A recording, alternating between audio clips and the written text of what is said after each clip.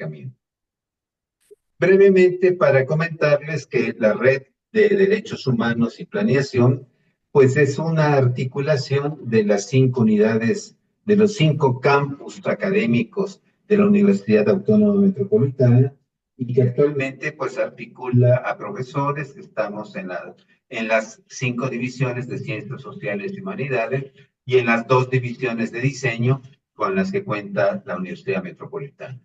Y pues simplemente decir, esta red ha sido un esfuerzo de interacción entre academia y organizaciones sociales, sobre todo organizaciones de carácter territorial, y surgió con ocasión del proceso constituyente en la Ciudad de México, que dio lugar a lo que ha sido, consideramos, pues una de las constituciones, claro que en el ámbito local, pero de mayor avanzada en América Latina, pero que sin embargo ha sido bastante difícil desplegar todas las potencialidades de esta Constitución.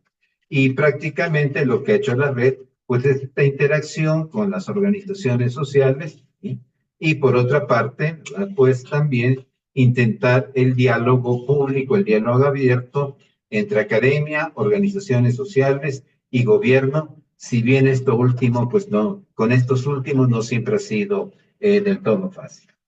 Bueno, entonces el tema del presupuesto participativo, seguramente que estaremos de acuerdo en que es un tema crucial para América Latina, puesto que es la primera forma a través de la cual se trató de hacer concreta, o se hizo concreta más que tratarse, la democracia participativa, como recordamos, pues señalada, casi me atrevo a decir profetizada desde los 50 por algunos estudiosos de la democracia en Europa, particularmente de McPherson.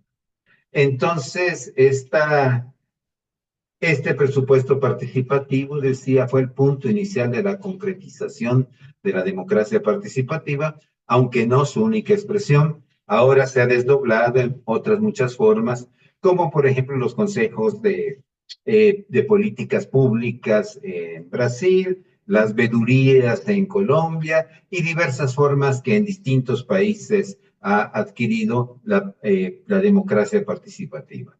Sabemos que el punto de partida del presupuesto participativo pues fue la experiencia de Porto Alegre en Brasil, pero también habría que decir coexistentes con algunas otras formas similares, como lo fue la experiencia del municipio de Cuquío en el estado de Jalisco en México, casi simultáneo con el proceso de Porto Alegre, y que hoy se ha extendido a más de 400 ciudades en América Latina y a más de 1000 ciudades europeas. Cuando en alguna ocasión un analista francés hablaba de la expansión que ha tenido el presupuesto participativo en Europa, pues su trabajo lo inició diciendo, las carabelas vienen de vuelta. Esto de las carabelas son las que se conquistó América Latina, pues ahora América Latina está aportando a la vieja democracia, pues justamente la democracia participativa, e insisto, una de cuyas principales expresiones, la inicial, la más conocida, pero no la única, es el presupuesto participativo. Y entonces, pues, si algo podría caracterizar a este presupuesto participativo surgido como decía, en Porto Alegre, pues es justamente la pretensión de un proceso de creación colectiva para justamente participar en la obra pública y de allá las tareas públicas. Y donde el centro de esta pretensión, pues ha sido justamente los procesos deliberativos. Si algo puede caracterizar los procesos de participación en el presupuesto, es este carácter deliberativo, pero que desafortunadamente en la expansión del mismo, pues no siempre ha sido el imperante. Y por ejemplo, podríamos señalar la experiencia de México, donde si bien hubo unos inicios impulsados por la Sociedad de Presupuesto Participativo, en la medida en que se institucionalizó, pues se convirtió en algo muy cercano a un proceso electoral, ¿verdad? Y incluyendo este proceso electoral, las prácticas clientelares que suelen utilizarse. Pero no ha sido el único caso, llamémosle, de desvío de esta pretensión de deliberación pública del presupuesto participativo. Por ejemplo, también tenemos experiencias en Europa Oriental, donde es algo cercano a una feria de la filantropía, donde acuden las empresas para ofrecer sus obras a la sociedad, interactúan, se conocen, actúan conjuntamente. Entonces, pues, ¿verdad? Como vemos, hay una variedad en esto. Ha habido procesos, casi me atrevería a decir, de captura de la iniciativa popular y que seguramente esto está a la base del título que se le dio a este diálogo. Pero entonces, pues justamente lo que pretendemos es hablar de sus manifestaciones, ¿sí? Y poder entre todos, pues hacer un proceso deliberativo sobre el presupuesto participativo. Entonces, yo entiendo que esto es a lo que nos va a ayudar la intervención de Hamilton, pero te devuelvo para ello la palabra, Jerónimo. No, sí, adelante. Ya creo que plasmó Manuel un panorama global, y les propongo entonces que escuchemos a Hamilton Suárez de la Universidad Nacional de Colombia, sede Medellín.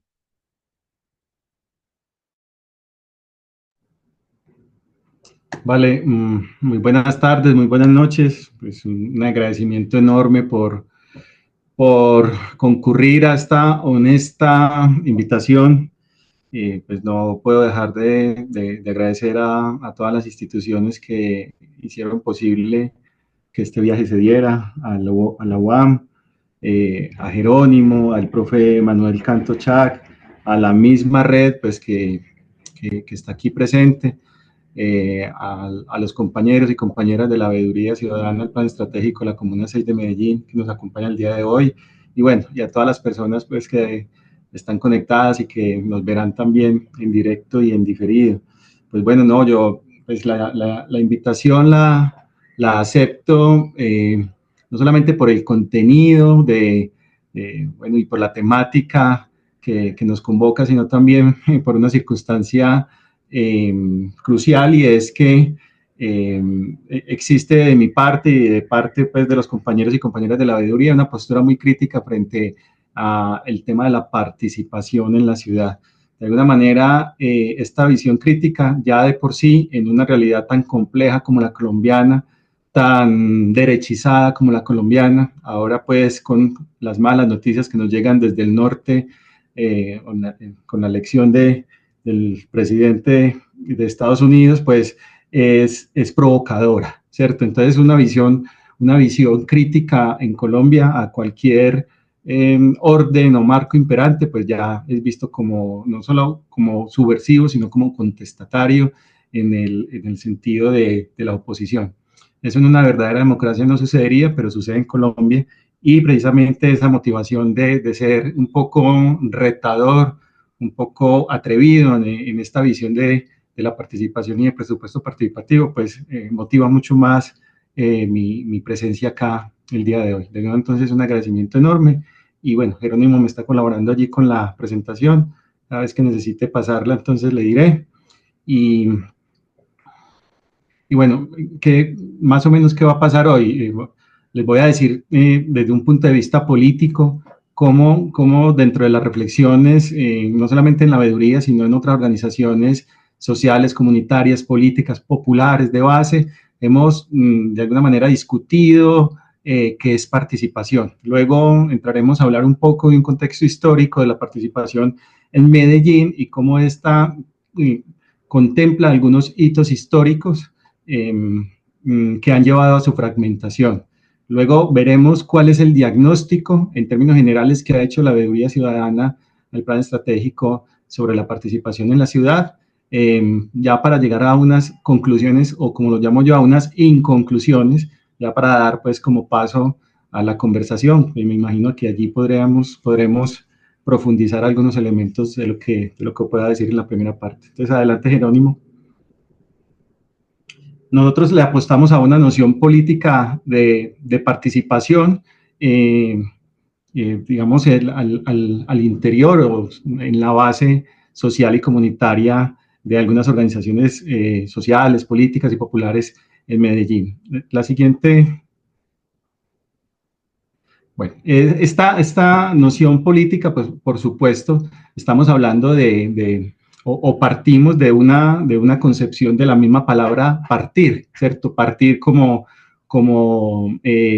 fragmentar, como distribuir, como romper, ¿cierto? Y desde un punto de vista político, pues evidentemente la participación, teniendo como raíz a este verbo de acción que es partir, pues es la acción y el efecto de intervenir, de entrar, de meterse o de ser metido, ¿cierto? Como nosotros decimos en nuestra cultura, que tantas veces nos reprimen, no se ha metido, ¿cierto? A nosotros sí nos gusta meternos, sí nos gusta implicarnos, sí nos gusta terciar, cooperar, contribuir, dividir, separar, fragmentar, sobre todo distribuir, repartir y compartir.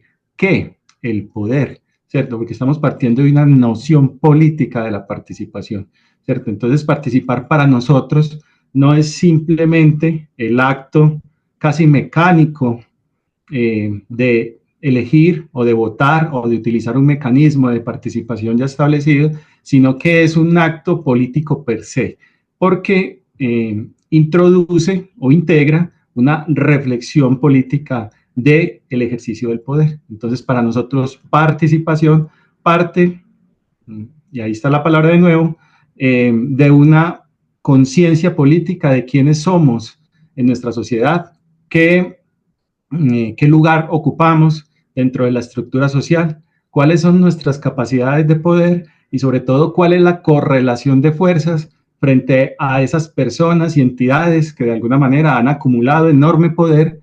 Recuerden que estamos bajo un contexto colombiano, bajo un contexto medellinense, a través de la historia. Entonces, así, de esa manera nosotros concebimos nuestra participación de cara a la partición, a la repartición, a la distribución del poder. La siguiente, Jerónimo. Pues bien, he tenido la oportunidad de estar por estos días, pues no, yo llegué hace más de una semanita a Ciudad de México y pues como tal, pues la experiencia del salir de Medellín que es mucho más política en el choque cultural del encuentro casi que de dos mundos, ¿cierto? Durante todos estos días hemos conversado sobre la monumentalidad que caracteriza a México o a la Ciudad de México. Aquí todo es grande, todo queda lejos y de alguna manera comparado con la ciudad de Medellín, pues nos hace sentir que vivimos aún en una comarca, ¿cierto? En una calle, ¿cierto? Y bueno, pero yo vine acá también a dejarme sorprender de la vida. Afortunadamente no he perdido mi capacidad de asombro y en una de las invitaciones que me hizo Jerónimo al lanzamiento del libro Política Comunal y Autonomía Urbana del doctor César Enrique Pineda en su tesis doctoral, pues tuve la oportunidad de escuchar a doña Rosario, la señora que se ve en el centro de esta exposición, pues con unas definiciones quizá inconscientes o atravesadas por su larga experiencia de lo que es participación. Es germinar el nosotros, ¿cierto? Ya hay dos palabras muy potentes, germinar, porque la participación es como una planta que hay que darle agua, que hay que darle cariño, que hay que abonar su tierra. Es decir, la participación se siembra, germina, se cosecha, ¿cierto? ¿Y qué cosecha? El nosotros, el común, ¿cierto? Es la producción de lo común, según las palabras de doña Rosario, que pertenece a la Organización Popular Francisco Villa de Izquierda Independiente. Les decía yo en unos días anteriores a Jerónimo y a otras personas que me llevo ese par de palabras, como dice un vallenato colombiano, tatuadas en el alma, ¿cierto? Porque de alguna manera corresponde con ese imaginario político del ejercicio del poder en el marco de la participación. La siguiente, Jerónimo. Entonces, este es un pequeño contexto histórico, ¿cierto? De varias décadas de lo que significa la participación desde un punto de vista crítico en Medellín, ¿cierto? Vamos a hacer esa focalización en Medellín, sin antes decir que la participación en Colombia está ampliamente cubierta por la ley, por la norma. Solamente en la Constitución Política de Colombia hay 27 artículos que aluden o de manera directa o indirecta a la participación. 27 artículos constitucionales que garantizan la participación en Colombia. En Medellín, pues también tenemos un entramado normativo que garantiza la participación. No solo hay un sistema distrital de participación, sino que tenemos, hay una dependencia administrativa del orden distrital, es decir, perteneciente a la alcaldía de Medellín, que supuestamente garantiza y moviliza la participación, que es la Secretaría de Participación Ciudadana. Entonces, la participación en Medellín tiene un estatus administrativo del orden de una dependencia, de una secretaría de la administración municipal o de la administración distrital, ¿cierto? Entonces, diciendo esto, pues podemos decir que desde los años 80 más o menos se inició un proceso comunitario, social, de planeación del orden local en barrios y lo que nosotros llamamos comunas, que más o menos se emparentan con lo que ustedes en Ciudad de México llaman colonias, ¿sí? Entonces se inició un proceso comunitario de planeación local. Sin embargo, desde los años 80, encadenado esto y referido al largo proceso social, político y armado de violencia que ha sufrido Colombia desde quizá la década del 30 del siglo XX, pues la participación en aquella época se veía como un acto subversivo, sobre todo subversivo de carácter armado, ¿cierto? En lo que yo he llamado el miedo histórico de la derecha a todo lo que parezca común, ¿cierto? A la comunidad, a lo común, al comunismo, ¿cierto? Que parece que para ellos fuera el fantasma, pues, al que alude Marx y Engels en el inicio del manifiesto comunista, ¿cierto? Un fantasma que siempre ronda, ¿cierto? Por los estratos del poder. Entonces, participación rimaba con subversión y se empieza una agresión paulatina a todo lo que significara de alguna manera lo común, ¿cierto? Porque era visto como peligroso. Llegan los años 90 y la violencia se ve enrarecida con todo el ámbito del narcotráfico, que no en pocas veces actuó en connivencia con los paramilitares y con el mismo Estado en este proceso paulatino y sostenido de agresión en contra no solamente de las organizaciones de izquierda, sino de todo aquello que sonara contradictorio al orden establecido, histórico de la derecha en Colombia, ¿cierto? No podemos olvidar que Colombia tiene el triste récord mundial de haber eliminado un partido político entero, la Unión Patriótica, un partido nacido de unos diálogos entre el gobierno y las FARC para crear un partido político y concretar la participación política sin armas en una tercera fuerza o en una fuerza alternativa a los dos partidos políticos tradicionales. Una vez constituido ese partido, pues las agresiones por parte del Estado, de los paramilitares y gran parte, y en buena medida el narcotráfico, pues dieron al traste con la eliminación de muchos de sus militantes, incluyendo 2 candidatos presidenciales, senadores en ejercicio, alcaldes en ejercicio, candidatos y militantes. El Estado ha reconocido cerca de 4.700 asesinados de la Unión Patriótica y recientemente la Justicia Especial para la Paz reconoció algo así como 7.000 militantes asesinados. El Estado colombiano está condenado por esos hechos ante la Comisión Interamericana de Derechos Humanos. Pues bueno, ese clima generalizado de violencia pues fue contrarrestado o se trató de contrarrestar desde una iniciativa del gobierno central. No pueden olvidar que Colombia no es un país federal como México, sino un país centralizado desde Bogotá, y implementó una fórmula llamada la Consejería Presidencial para Medellín. A grandes rasgos es como una alcaldía paralela, ¿cierto?, que buscaba a través de la dinamización de procesos sociales, comunitarios, económicos, empresariales, contrarrestar la violencia generalizada de la Medellín, que para entonces, para los años 90, era considerada la ciudad más violenta del mundo. Entonces, pues bueno, se instituyó esa consejería y se implementó una especie de alcaldía paralela, ¿cierto?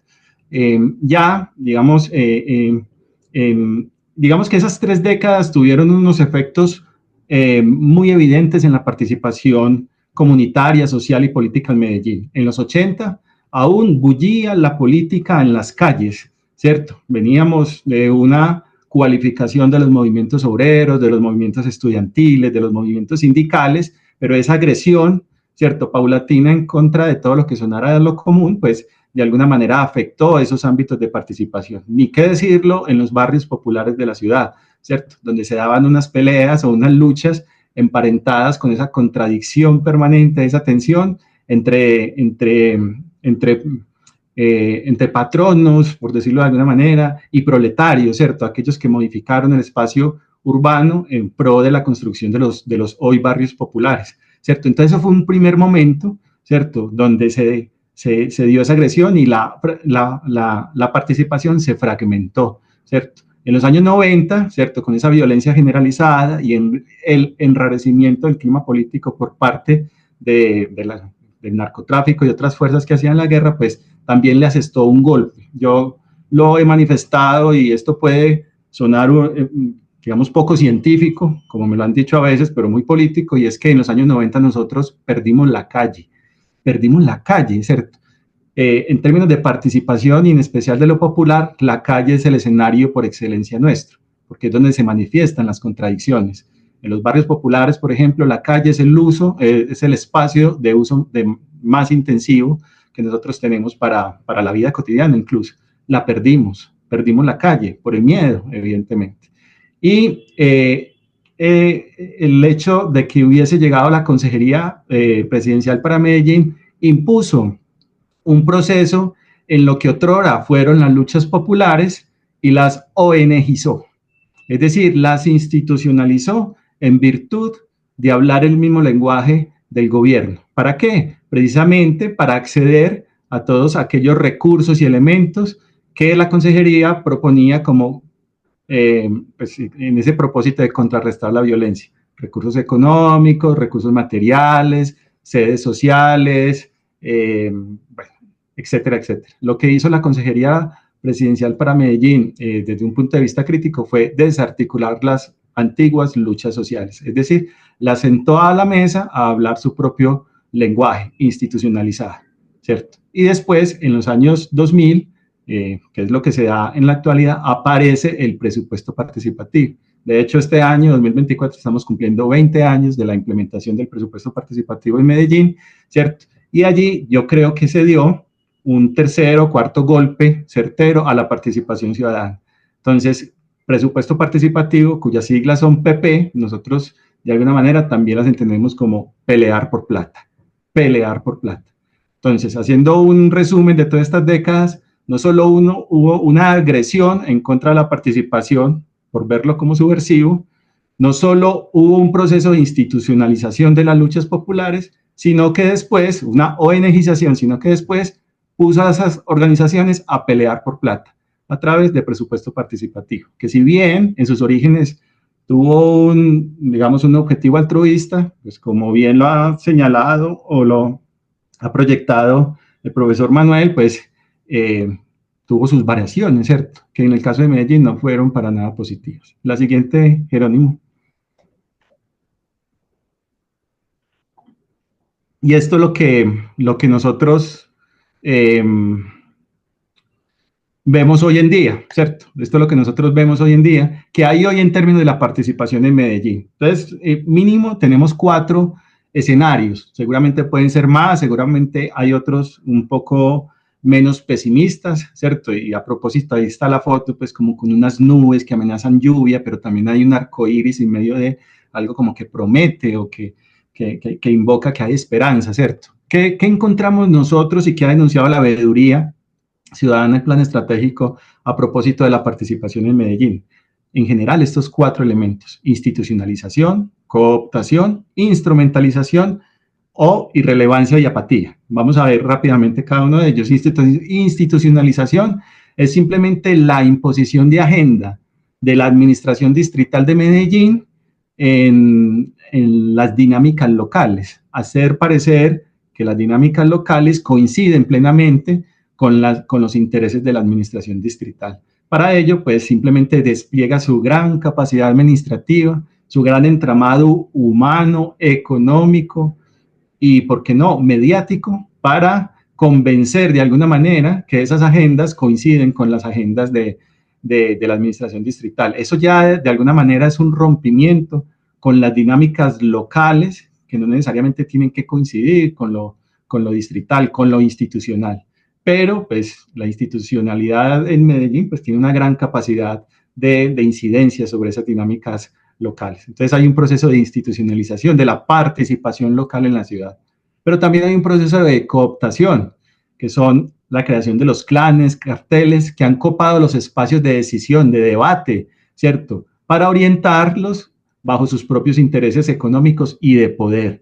Entonces vemos cómo, y quizá lo ahondemos más tarde, cómo personas, familias, incluso como sucede en la Comuna 6, 12 de octubre, donde habita Víctor, Giovanni, donde habito yo, que precisamente un clan familiar cooptó esos escenarios, ¿cierto? Y simplemente el resultado de ello es una gran red, una gran estructura clientelar que le es funcional, evidentemente porque presupuesto participativo en Medellín pues tiene ingentes recursos, es decir, en términos coloquiales hay plata para financiar el presupuesto participativo, pero estas dinámicas lo que han logrado es crear unas estructuras que cooptan los ámbitos de decisión y enfocado a sus propios intereses. Pero también hay un proceso de instrumentalización, ¿cierto?, que es el despliegue de la capacidad retórica para docilitar, para volver dóciles a personas y grupos con el fin de obtener aprobación, votos y legitimación. Un gran ejemplo que da mucha lástima, que nosotros siempre ponemos sobre la mesa, trata de los adultos mayores, de los grupos de adultos mayores, que simplemente, y lo digo de una manera pues muy respetuosa, son manipulados en pro del uso de instrumentos de participación para la legitimación de unos intereses que les son ajenos, ¿cierto? Y en eso, pues, se combinan muchas dinámicas, muchas metodologías, muchas personas, en términos generales, mucha retórica, ¿cierto? Pero también hay un cuarto ámbito que es la irrelevancia y la apatía a la participación, obviamente derivada de la pérdida de legitimidad de la participación. Y entonces uno escucha frases como, he votado porque me lo pidieron, ¿cierto? Vote por tal cosa, vote por tal proyecto, apoye tal cosa, ¿cierto? O simplemente que lo hagan otros. A mí me da mucha pereza participar. Eso no sirve para nada, ¿cierto? Entonces una participación que es irrelevante o que no se da, porque simplemente se considera, se ha creado un ambiente apático. Es como cuando dicen todos los políticos son iguales, yo no voto, o yo no participo, simplemente porque la misma historia se ha tratado, o la misma realidad ha tratado, se ha encargado de deslegitimar todo el proceso. La siguiente, Jerónimo. Y en eso viene pues el ejercicio de la veeduría ciudadana, el plan estratégico de la Comuna 6, que nace precisamente bajo la intención, bajo el objetivo de ejercer vigilancia y control de la planeación del desarrollo local en la Comuna 6, 12 de octubre. ¿Cierto? Entonces, nace la veeduría con esa intención, es decir, de ejercer control político frente a esos ejercicios de planeación, y precisamente en ese ejercicio es donde se da, digamos, este diagnóstico. Yo no me voy a ahondar mucho allí porque aquí está Víctor y quizás nos pueda hablar luego de la terminación de esta presentación, pero les digo algo, es tan grave el asunto en esos diagnósticos que ha hecho la veeduría que ha iniciado un proceso, un acompañamiento incluso con entidades internacionales, con el capítulo Colombia de Transparencia Internacional, Transparencia por Colombia, ¿cierto? Diseñando y tratando de implementar la hoja de ruta para la reparación de los daños causados por la corrupción. O sea, el tema de la corrupción en Colombia es tan grave, ¿cierto?, que da incluso para pensar que ha sido tanto el daño que es menester en términos de la justicia que haya una reparación colectiva, porque así como lo dice la veeduría, pues nos han robado la participación, es decir, nos han robado esa capacidad de repartir, de meterse en esa repartición del poder. Pues evidentemente esto es un ambiente muy pesaroso, pero es un ambiente general. Eso no quiere decir que en Medellín no sucedan o no se lleven a cabo procesos sociales, políticos, populares de resistencia. Yo como ejemplo, pues no lo traigo acá en la diapositiva, pero sí lo menciono cada vez que tengo la capacidad. En la Comuna 8, por ejemplo, hay un barrio considerado de invasión o de ocupación irregular que se llama El Faro, Es un barrio ocupado en su gran mayoría por personas y familias que han sido desplazadas producto de la violencia y están instaladas al lado de un gran tanque de agua, ¿cierto?, de las empresas públicas de Medellín. Pero paradójicamente, sus habitantes contiguos, sus vecinos, no tienen agua, no tienen servicios públicos, no tienen titulación de tierras. Los vecinos de ese sector pues ya han iniciado un proceso incluso de recolección y purificación, distribución del agua. Ellos no esperaron a que el Estado les dijera tienen el permiso, porque nunca lo van a hacer, nunca lo va a hacer. Tomaron la iniciativa y ahora andan en ese proceso. También los mismos vecinos de todo ese sector han propuesto, por ejemplo, un plan de ordenamiento territorial local. Y eso de por sí ya significa no solamente una posición contestataria frente al Estado, así utilice sus mismos instrumentos, el plan de ordenamiento territorial, sino también un proceso de formación política, de cohesión social, de generación de redes solidarias y políticas en pro del bienestar colectivo, ¿cierto? Entonces, digamos, si bien en términos generales la participación es así, eso no quita que en Medellín se den algunos pequeños, muy pocos, excepcionales ejemplos que rompen con ese esquema de esos 4 elementos diagnósticos que nos trae la veeduría. La siguiente, ya para pasar pues como a las conclusiones, que yo no digo conclusiones porque esto no ha concluido, la participación nunca concluye, nunca tiene un punto final. Recuerden lo que decía doña Rosario, la participación es como la germinación que se debe dar de manera permanente, ¿cierto? Nadie dice que esto es fácil, hay flujos y reflujos, como dicen en la política, pero generalmente pues nunca concluye. Por eso yo digo que la participación siempre será un elemento frágil, que está constantemente asediado por diversos intereses, ¿cierto? Y por eso requiere de un especial cuidado, como hacer germinar una planta, ¿cierto? De constante motivación y de formación política constante, ¿cierto? No podemos, la lección de los Estados Unidos nos dice precisamente eso, no podemos dejar de formarnos políticamente, no podemos pensar que ya todo está hecho en términos de participación, siempre habrá alguien, la institución, el Estado, los gobiernos, sea cual fuere, estarán siempre asediando todos estos elementos de participación, ¿cierto? Yo les decía en alguna charla que la participación es como uno ir con su propio cuerpo en una mano, levantando el puño en señal de lucha, otra con un libro y con un cuaderno estudiando permanentemente, formándose, cualificándose, con una pierna caminando hacia adelante porque hay que avanzar y con la otra pateando los obstáculos que se den en el camino. O sea, es decir, es una acción política constante. Solo lo común hace lo común, o mejor, si ustedes lo quieren tomar así, es una frase muy a la mexicana, solo el pueblo salva al pueblo. El Estado no tiene por qué venirnos a decir cómo tenemos que participar, cómo nos impone sus agendas, ¿cierto? Solo nosotros que estamos ahí, en ese territorio, entendiendo esas dinámicas, podemos salvarnos a nosotros mismos a través de la participación, de ese ejercicio político del poder. La siguiente, Jerónimo. En tiempos de individualismos, pues obviamente la participación se hace contestataria porque pues el neoliberalismo, el sistema nos dice, sea un individuo, no se reparta, ¿cierto? No reparta su poder, no reparta su conocimiento, no reparta su bienestar, ¿cierto? Sea individual, piense por usted, no se sujete a un ideal comunitario, piense por usted, sálvese usted, todo está en ti, el pobre es pobre porque quiere, querer es poder, si usted no lo logra es porque no lo intentó, échele ganitas, no, la cuestión no está ahí, ¿cierto? La cuestión no, la solución no está en el individualismo, está en lo común, ¿cierto? En la germinación de lo común. La verdadera participación debe ser subversiva para volver digamos, al lenguaje que tanto nos hizo daño por allá en los años 80.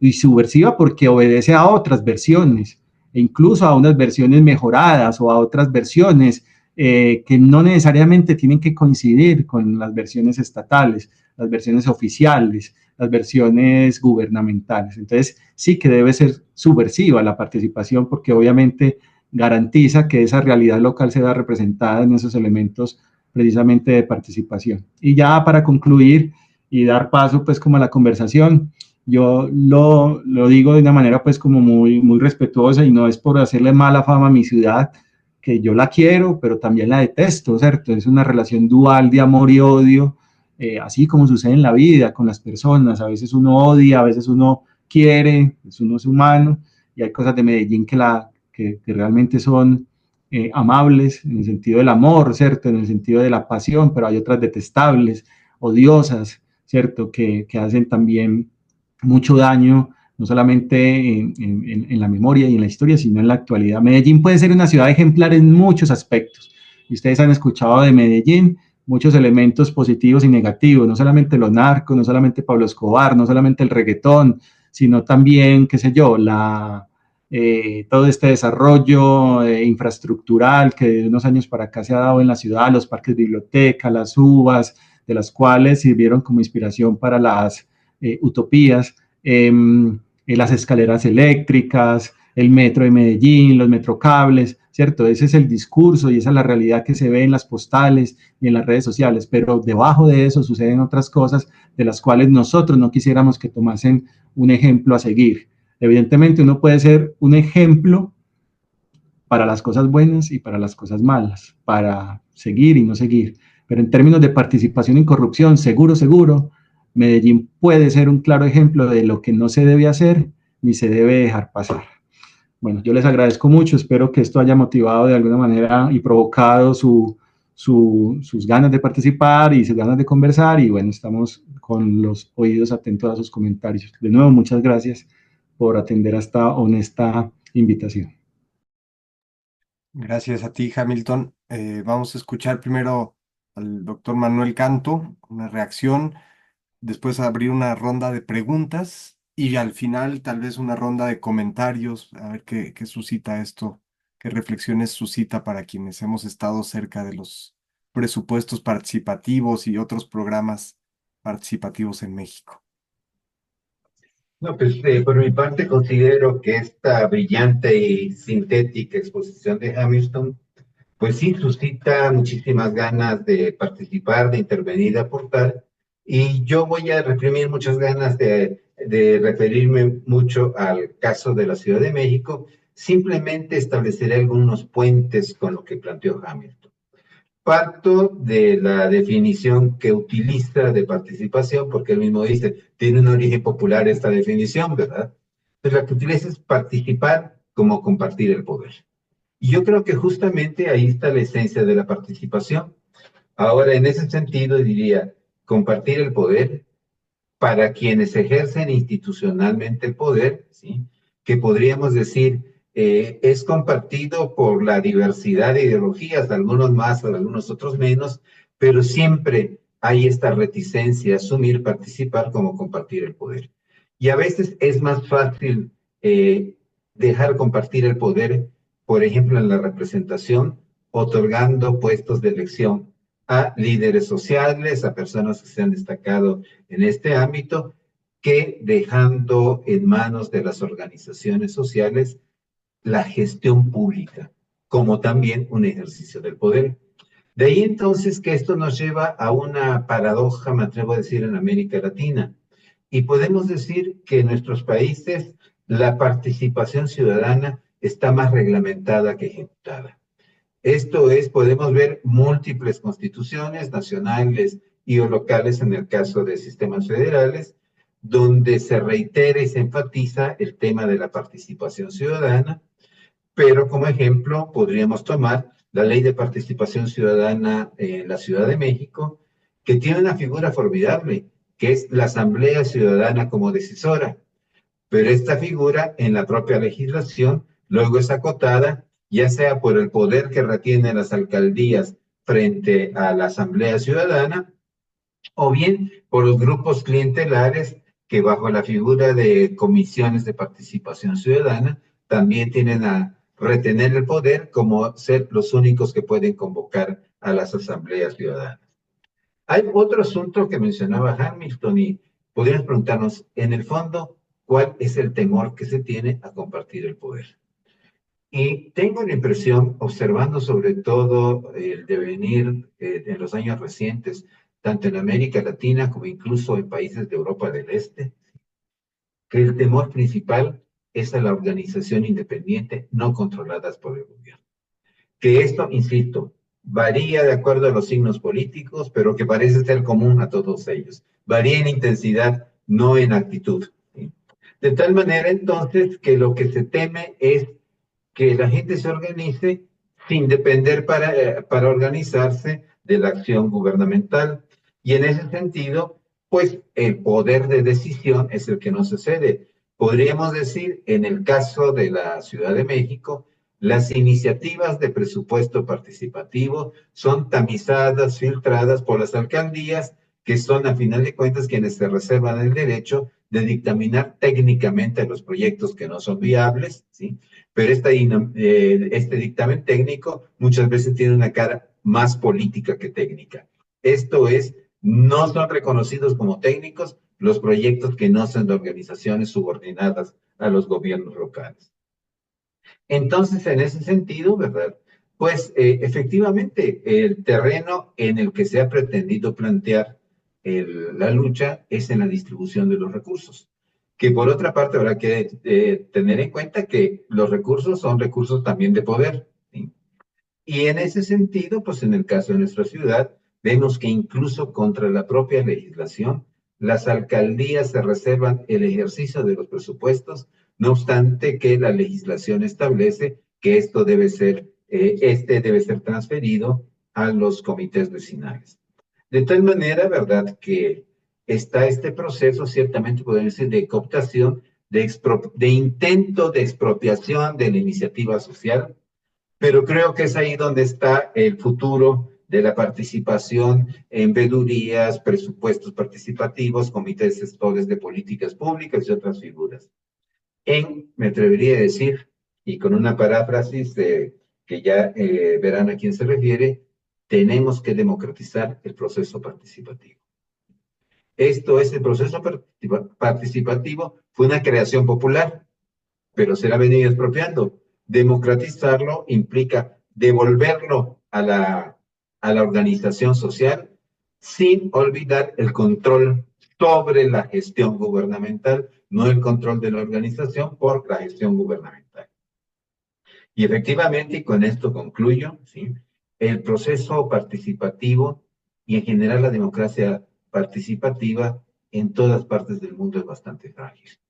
Y solo hay una manera de fortalecerla, y esta manera de fortalecerla es lo que está implícito en el origen de la idea de presupuesto participativo, es decir, recuperar la deliberación como el espacio de fortalecimiento del tejido social para evitar justamente que se le expropien sus iniciativas y para propiciar, por lo contrario, un ejercicio no solamente de la representación, o diría no tanto de la representación, como sobre todo de la gestión pública, porque esta es hoy la principal manifestación del ejercicio del poder.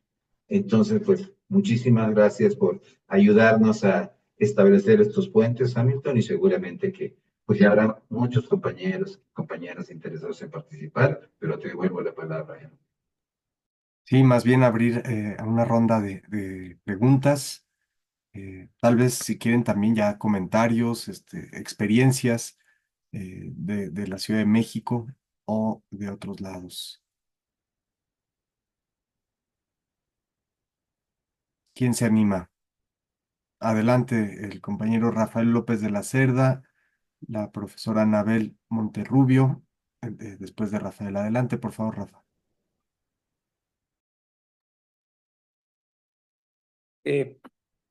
Compañero Hamilton, quiero expresar que ha sido excelente y efectivamente muy sintética la presentación de algo que no se está viendo en México porque existe la emoción de haber ganado aparentemente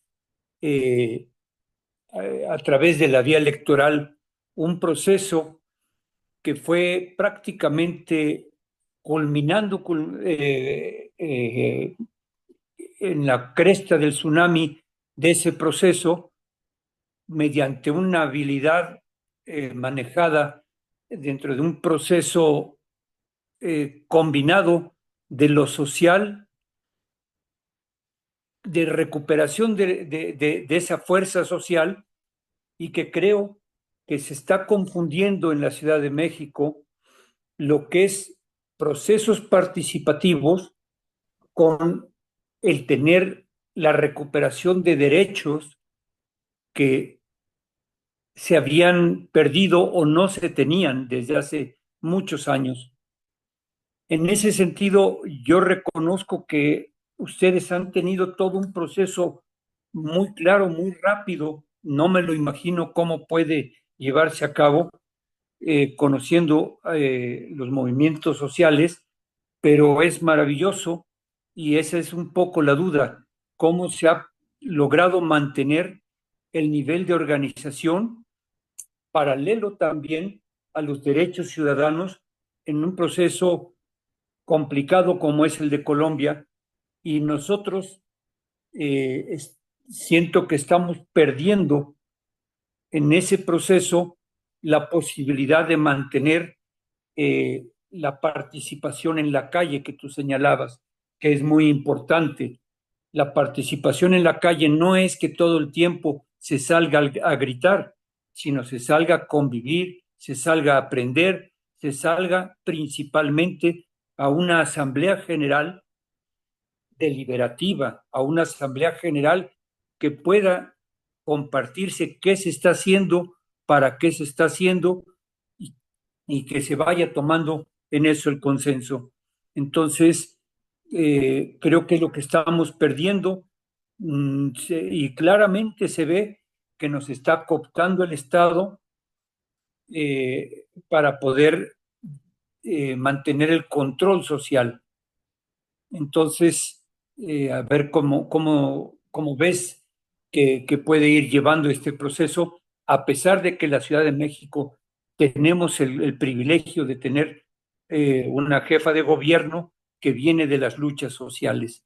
Creo que la siento muy maniatada, muy atada de manos por, por todo el proceso como país, como nación. Tú has hablado de Medellín, pero el proceso general de la nación aquí viene de la mano. Nosotros decimos que se alinearon los astros en términos de que todo se ganó desde el punto de vista del poder legislativo, del poder ejecutivo, y ahora la lucha se está dando en el judicial, pero no quita que lo que tú nos estás mostrando se está dando también atrás de esta cortina de humo. Muchas gracias. Gracias. Adelante, Anabel, por favor.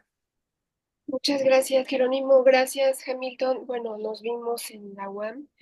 Eh, Me parece que tu propuesta, tu exposición es bien interesante, por supuesto. Y aquí hay algo que quiero preguntarte porque me parece que es muy valioso, el plan estratégico de la participación que tú comentas.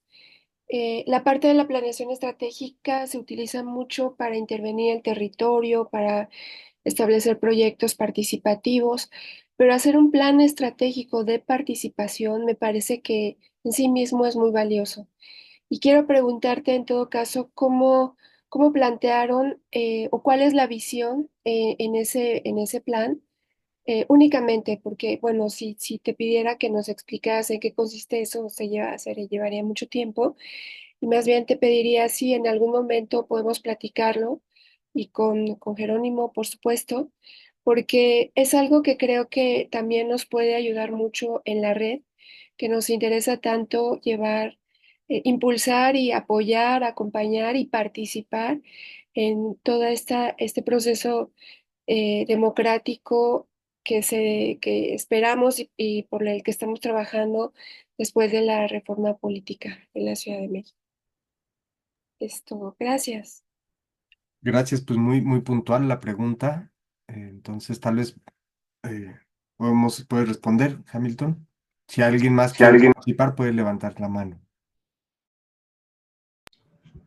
Bueno, son, sí, preguntas, bueno, que me llevaría muchos cafés, muchos tintos, como nosotros decimos, para responder, pero sí, para responder un poco lo que pregunta Rafael, bueno, ¿cómo se mantiene la organización? Es paradójico porque, pues, evidentemente uno dentro de la, la capacidad de asombro, yo lo que veo, y en eso he coincidido también con el compañero Víctor, que también ha pasado por esta ciudad, conociendo algunos procesos sociales y comunitarios, pues vemos en ustedes un ejemplo, ¿cierto? Un ejemplo a seguir en términos de la organización, en términos de la lucha.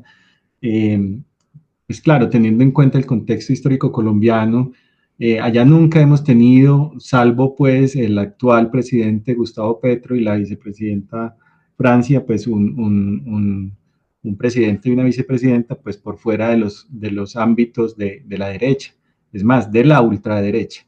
Para nosotros es un escenario supremamente raro en la historia de Colombia, ¿cierto? Durante más de 200 años ha gobernado la derecha, ¿cierto? Y entonces, digamos que el ver y el reconocer que acá en Ciudad de México y en México en general, pues se llevan a cabo procesos participativos mucho más abiertos, si se quiere, mucho más democráticos, populares, etcétera, pues para nosotros es una inspiración, ¿cierto? Y eso nos lleva a pensar precisamente cómo hemos sobrevivido en un ámbito enrarecido, incluso violento, amenazante. Yo no tendría, digamos, como una respuesta exacta, y le pediría incluso a Víctor que, que en sus propias palabras nos explicara cómo ha hecho la veeduría precisamente para, de alguna manera, cualificarse y no solamente decantarse y resistir y sobrevivir, digamos, en un ambiente tan enrarecidamente político en Medellín. Yo no tendría una respuesta exacta porque pues yo no creo que haya una receta para mantener la cohesión de una organización como la veeduría, pero yo digo pues, que simplemente hay unos ámbitos que impulsan a lo político en el sentido de la búsqueda del bienestar colectivo, ¿cierto? Tratándose de un ámbito local, pues quién no quisiera ver que su comuna, que su barrio, pues desarrolle muchos de sus elementos, por lo menos que dan paso a la dignidad de la vida humana. Educación, medio ambiente, cultura, arte, deporte, infraestructura, etcétera, etcétera. Es como una motivación muy sensible, precisamente otorgada por la formación política y la cualificación continua. Tendría mucho más elementos que discutir allí de cómo y por qué organizaciones como la veeduría resisten, pero yo básicamente lo anclo en que hay una condición de dignidad frente a la vida, de sí mismo y para las demás gentes, para los vecinos de la comuna y del barrio. Bueno, y lo que pregunta Anabel, pues es difícil de responder porque, a ver, hay un dicho muy colombiano que dice, a propósito de todo este entramado legal, constitucional, normativo, que ampara la participación, y es que el papel puede con todo, ¿cierto? El papel puede con todo. Entonces, claro, cuando uno ve la ley, la ve casi perfecta. Yo no recuerdo bien quién fue el que dijo que las constituciones colombianas eran constituciones para ángeles. Parece que en Colombia fuese, digamos, a propósito de su entramado jurídico, pues un paraíso, una constitución perfecta, unas leyes que no tienen tacha, mácula. Y así sucede, pero cuando uno contrasta lo que dice en el papel, incluyendo algunos instrumentos de participación como el plan estratégico, en comparación con la realidad, pues ve los distanciamientos tan enormes, abismales, ¿cierto? Es un plan que no corresponde a la realidad y una realidad que no corresponde a los planes. Hay un distanciamiento enorme. Entonces, es claro que el ejercicio de planeación local del desarrollo es una iniciativa no solamente altruista, benéfica y que posibilita enormemente la participación política, pero la realidad que hemos vivido dista mucho de ello, ¿cierto? Y de hecho, de allí viene, digamos, el papel tan importante de las veedurías, que corresponden precisamente a una auscultación permanente de esos planes locales, bueno, a esos procesos de planeación local del desarrollo. Yo quisiera ser mucho más optimista y decir, sí, el plan estratégico, por lo menos desde la Comuna 6, ha correspondido a las necesidades, a las problemáticas e incluso a las oportunidades de los vecinos que allí vivimos, pero no ha sido así. Como bien lo hemos dicho en muchas ocasiones, ha sido letra muerta, ¿cierto? Letra muerta. Por eso es tan importante, ya pues como para terminar ahí la respuesta, darle la mano a Rafael y a Anabel y corresponder, digamos, como con esas invitaciones. Nosotros quisiéramos desde Medellín entablar esos puentes de conversación precisamente para que ustedes sepan cómo lo hemos hecho nosotros, qué hemos hecho y también preguntarles a ustedes qué han hecho y cómo lo han hecho, porque posiblemente no solo se caerán paradigmas, sino también pues que tendremos muchas más herramientas políticas en lo bueno y en lo malo para poder replicar o desechar según sea el caso.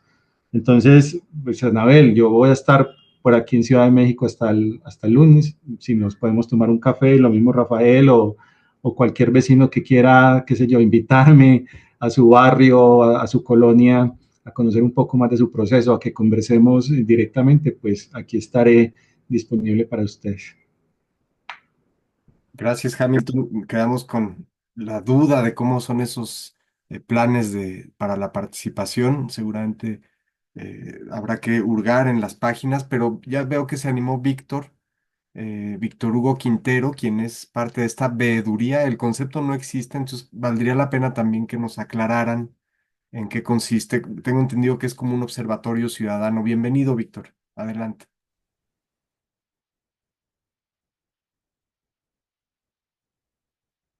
No lo estamos oyendo, no lo estamos escuchando. Allá hay un fallo con su audio. ¿Por ahí me escuchan? Listo, adelante. Bueno, no, les decía que muy buenas noches, muchas gracias por acoger a nuestro compañero en Ciudad de México, una ciudad que además, como decía Hamilton, aprecio mucho y valoré mucho el poco tiempo que estuve allá. Yo quiero, y en la misma línea que viene trabajando Hamilton, hacer algunos aportes respecto a la participación ciudadana y a la planeación del desarrollo, digamos, desde la normativa. Colombia, en la Constitución Política de 1991, tiene una característica muy especial para los ciudadanos, es que deja de ser una democracia principalmente representativa y pasa a ser una democracia ampliamente participativa. Y ahí respondo un poco la pregunta que hacías, Jerónimo, sobre de dónde nacen los ejercicios de veeduría ciudadana. Precisamente la participación ciudadana, la esencia de la participación ciudadana es hacerle control a la gestión pública, hacerle control a los recursos públicos o, en términos generales, a la gestión pública. Entonces, a partir de la Constitución de 1991 y la Ley 850, se crean las veedurías ciudadanas, pero la Constitución crea el control social como esencia de la democracia, el control social. Y el control social tiene varios niveles, que puede ser participación ciudadana, comités de servicios públicos, diferentes formas de hacer control. Entonces, bueno, esa es como la respuesta de dónde nacen las veedurías ciudadanas. Pero también hay un elemento clave, y es que lo que busca la Constitución de 1991 es descentralizar la administración pública y desconcentrar el poder público. Y para eso se llega al grado o al nivel de comunas y corregimientos, la administración de lo público y la gestión de lo público. Y para eso se crea una instancia muy importante, una corporación pública, que es las juntas administradoras locales, que son como la autoridad, digamos, el consejo de la ciudad, de las comunas y corregimientos, quienes orientan, articulan el proceso de planeación del desarrollo local. Pero también se crean los planes de desarrollo local, que en nuestra comuna, que ha sido una comuna avanzada en ese tema de la planeación del desarrollo local, se denomina plan estratégico al proceso de planeación del desarrollo. ¿Y por qué estratégico? Porque tenía la intención de irse a unos 12, 13 años, no era el plan de un periodo de un gobierno, de un alcalde, sino cubrir 13 años, y la mirada es más estratégica, más un horizonte más largo, y con planes, digamos, cuatrienales o cada año un poco hacerlo ya más como un plan de desarrollo.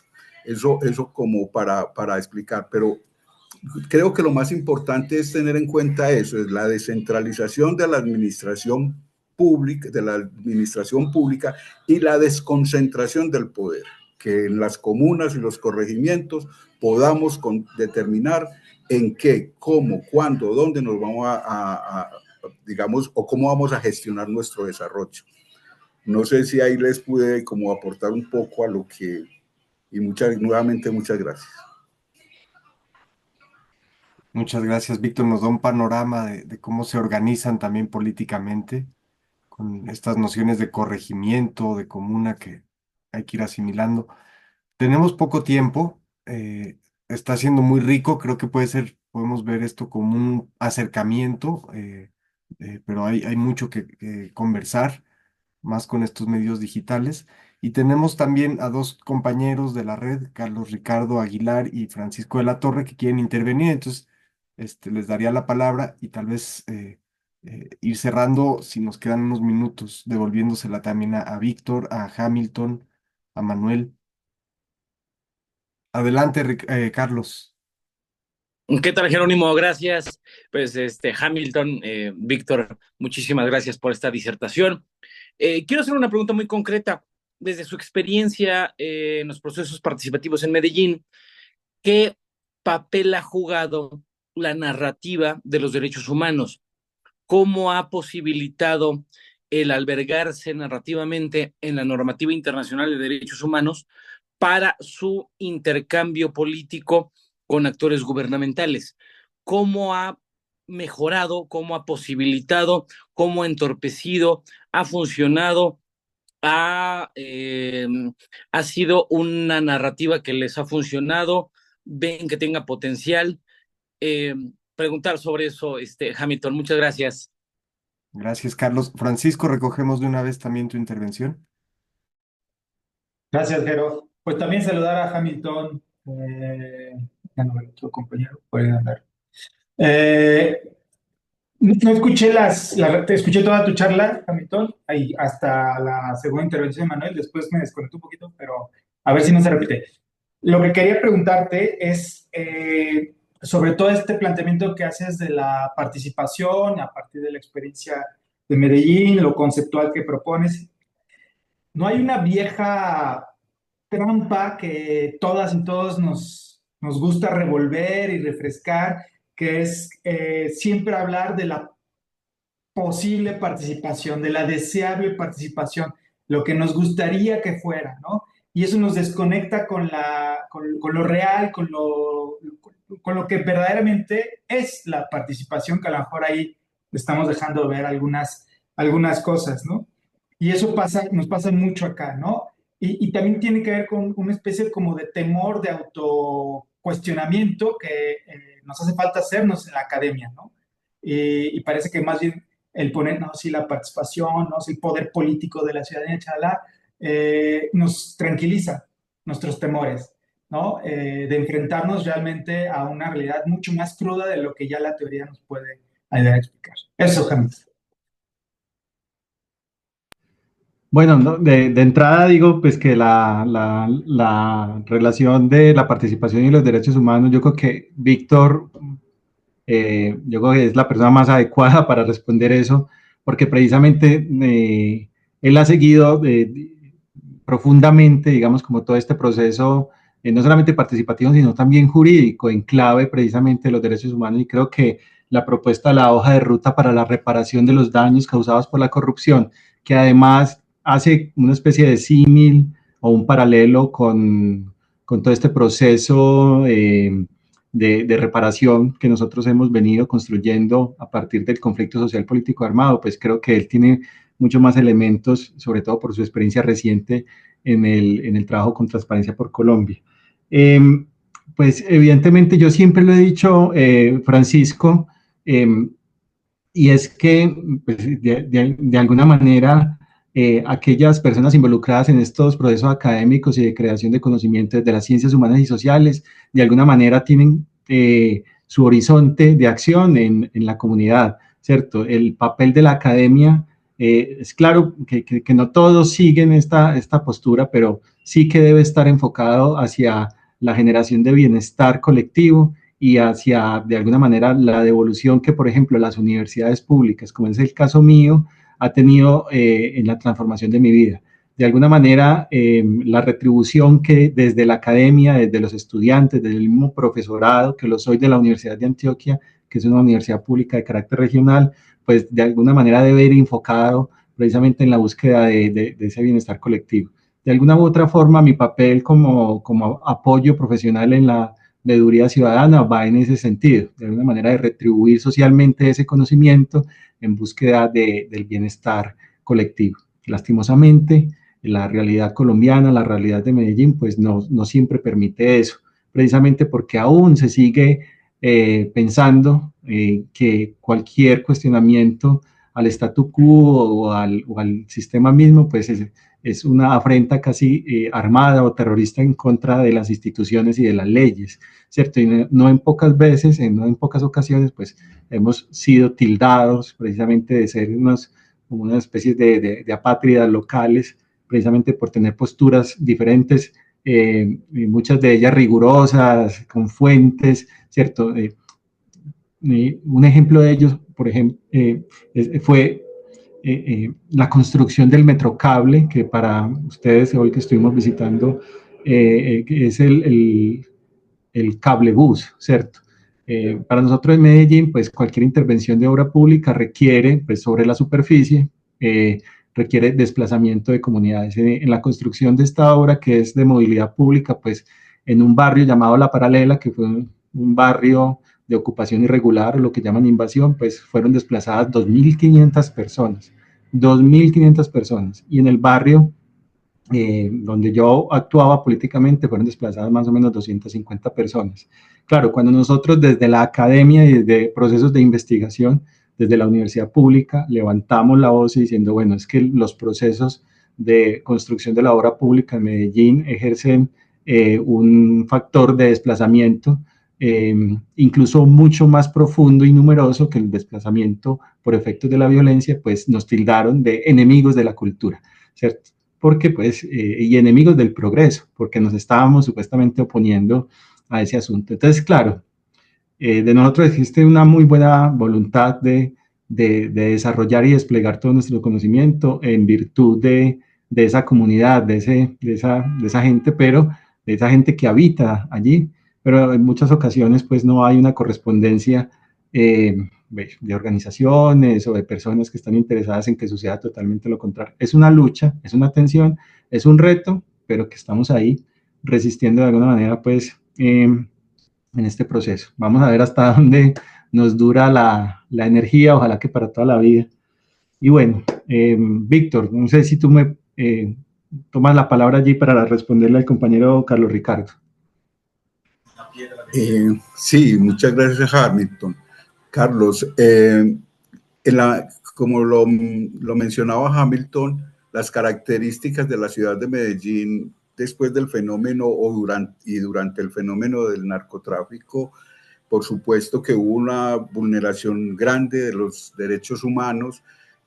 Medellín y Colombia entero, pues una gran cantidad de víctimas de ese fenómeno. Pero recientemente, y también como lo advertía Hamilton, con Transparencia por Colombia, venimos trabajando una línea de investigación y una línea digamos, de poner en el debate público la posibilidad de que las víctimas de los hechos de corrupción también sean de alguna manera reconocidos, un poco con las mismas características o con las mismas acciones que se vienen reconociendo a las víctimas de la violencia, como son la no repetición, el acceso a la justicia, a la reparación, el derecho a la verdad. Esos elementos claves ahí los venimos tratando, pues no somos, digamos, el primer país que lo hace. Esto ya se ha hecho en alguna parte de Europa y también en algunos países de África, donde el fenómeno de corrupción es tan grande. En el caso de la Comuna 6, que así lo hemos denominado, el caso de la Comuna 6, el fenómeno de corrupción fue tan fuerte que afectó derechos como el derecho a la participación ciudadana, el derecho a la moralidad pública y los derechos de ESCA, como son el medio ambiente, el trabajo, bueno, todos estos derechos. Hoy, digamos que estamos en un primer momento, tratamos de que en el debate público se hable sobre víctimas de la corrupción, pero como elementos legales tenemos varias vías, como es unas penales, otras, digamos, administrativas y otras que son de participación ciudadana, como es la acción popular que busca que la institucionalidad de la ciudad de Medellín nos reconozca como víctimas de un fenómeno de corrupción que afectó profundamente a la comuna. No sé si ahí te respondí un poco la pregunta. Sí, sí, gracias, Víctor. Bueno, estamos llegando al término de este conversatorio. Agradecemos mucho su participación. Ahora sí, valga la palabra. Eh, y nos quedamos un poco con la pregunta en suspenso, ¿no? De la participación ciudadana, más bien los presupuestos participativos contra la ciudadanía. Bueno, era un poco una provocación. Obviamente es una pregunta compleja y tenemos programas, a mí me gustaría compartir en la Ciudad de México el caso de comunidades que se han apropiado de estos presupuestos para defenderse, para defender su espacio público. Pienso en el Parque Reforma Social de la colonia del mismo nombre que lo han defendido con abogados pagados con recursos del presupuesto participativo de manera muy creativa, de manera unitaria incluso, conformando una asamblea en defensa del parque con distintas expresiones políticas. Entonces, hay casos en donde el mismo programa, los mismos recursos son apropiados de manera horizontal por los vecinos, pero también hay casos en donde vemos que estos presupuestos, o también como el programa de mejoramiento barrial, que se prestan a rivalidades que no existían, a grupos que empiezan a pelear por los pocos recursos que llegan para arreglar un poco la colonia. Y en ese sentido me llamó mucho la atención esto, ustedes, ¿cómo llaman al PP, no? Pelear por plata, nos decía Hamilton, y me llama la atención cómo ha pasado esto en distintas ciudades y cómo qué tipo de reformas habría que proponer, ahora que se está discutiendo otra vez la ley de participación ciudadana en la Ciudad de México, cómo evitar esos fenómenos, también cómo evitar que la participación ciudadana individualizante, deje de lado a la participación más espontánea de grupos de jóvenes, de organizaciones que llevan más tiempo en el territorio. Entonces hay muchas dudas en el aire. Nosotros llevamos ya 2 años trabajando en el territorio con la Coordinadora Regional del Sur. Nuevamente agradezco a Rafael López de la Cerda por siempre estar impulsando ese proceso.